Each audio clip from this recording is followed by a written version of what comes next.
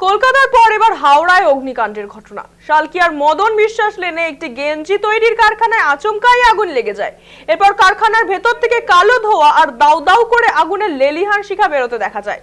আগুনের ফলে কারখানার পরপর 3টি ঘর কার্যত পুড়ে ছাই হয়ে যায়। জানা গিয়েছে, কারখানার সামনে থাকা ইলেকট্রিক ল্যাম্প পোস্ট থেকে উড়ে আসা আগুনের ফুলকি নাকি এই বিপত্তির কারণ, আর সেখান থেকেই আগুন ছড়াতে শুরু করে চারিদিকে।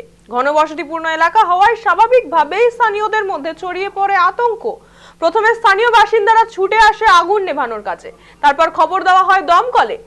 খবর পেয়ে ঘটনাস্থলে আসে দমকলের একটি ইঞ্জিন। প্রায় আধ ঘন্টা প্রচেষ্টার পর অবশেষে আগুন নিয়ন্ত্রণে আনতে সক্ষম হয় তারা। তবে কারখানাটি বন্ধ থাকায় কারোর কোনো হতাহত হয়নি। আগুনের জেরে আদৌ কোনো ক্ষয়ক্ষতি হয়েছে কিনা সে বিষয়েও সঠিক কিছু জানা যায়নি।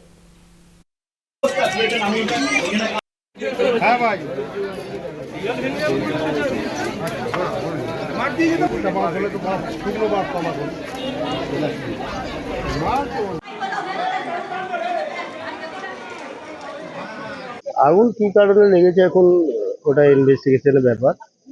তো এখান থেকে আমাদেরকে ফোন দেয় হাওড়া ফায়ার ব্রিগেড থেকে। আমরা একটা টেন্ডার নিয়ে আসি, 1Z কাজ হয়েছে এবং আগুন নিয়ন্ত্রণে এখন আর এখন কিছু নেই। ওটা গেঞ্জি তৈরির কারখানা হলো। কারখানা বন্ধ ছিল বলছে। কারখানা এখন আমি সঠিক অনুসন্ধান করা এখনো যায়নি। এখন সবার কাছে জেনে তারপর সঠিক তথ্য